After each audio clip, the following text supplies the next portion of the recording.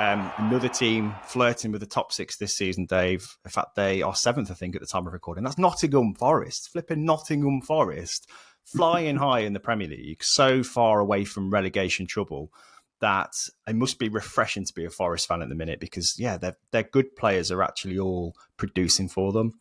And even their so-called backup players are producing the goods too. Chris Wood, his goal-scoring contributions in this season, I think, are just phenomenal. I think he's only behind like Cole Palmer and Erling Haaland in terms of goals in the last X amount of games, which is mad. But yeah, Forest beating Leicester away 3-1.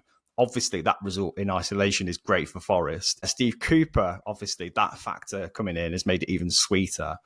But on its own, Forest just played really, really well. Obviously, no Morgan Gibbs-White in this game, but Elliot Anderson deserves some praise for how well he stepped up in that role. Obviously, I've mentioned Wood and his finishing has been superb. Everything's going so well for them in the minute. Yeah, another player I thought you mentioned earlier who probably doesn't get many plaudits and I think he's seen as a little bit of a villain. Some Forest fans, I think, debate whether he should actually be in the team some weeks, but Ryan Yates, I thought, he took his goal superbly. And actually, I think that's probably one of the best games I've seen him have for Forest. Yeah, he's not the most pleasing player to see on the ball, and he's not got the technique as some of those players they've got in midfield.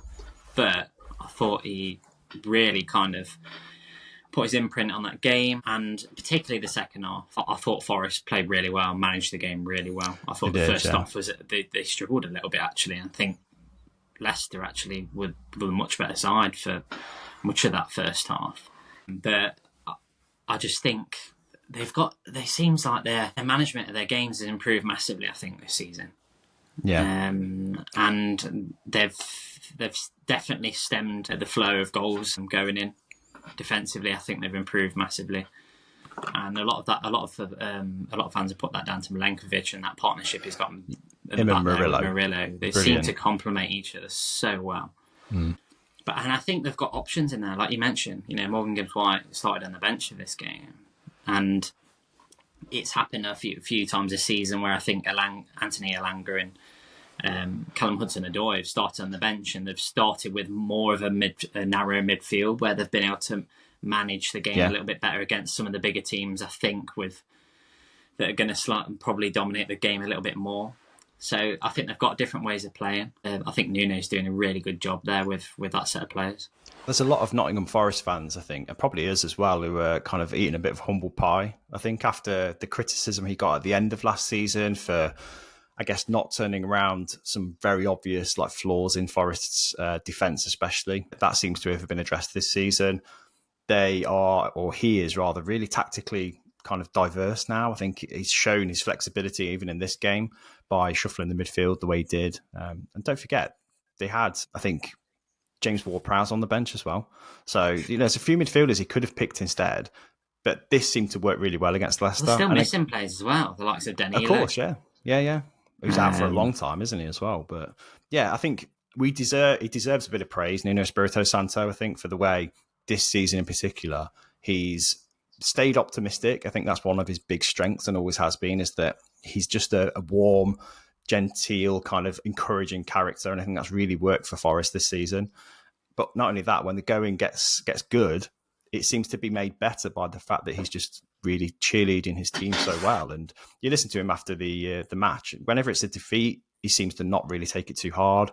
But whenever it's a victory like this, especially against a local rival like Leicester, he was so proud of his players, and rightly so. And I think they reciprocate that. It's a good relationship so far. And I think the kind of feeling towards Forest for getting rid of Cooper so ruthlessly in some fans' eyes seems to be kind of vindicated a bit now. Do you think that's fair to say? I think so.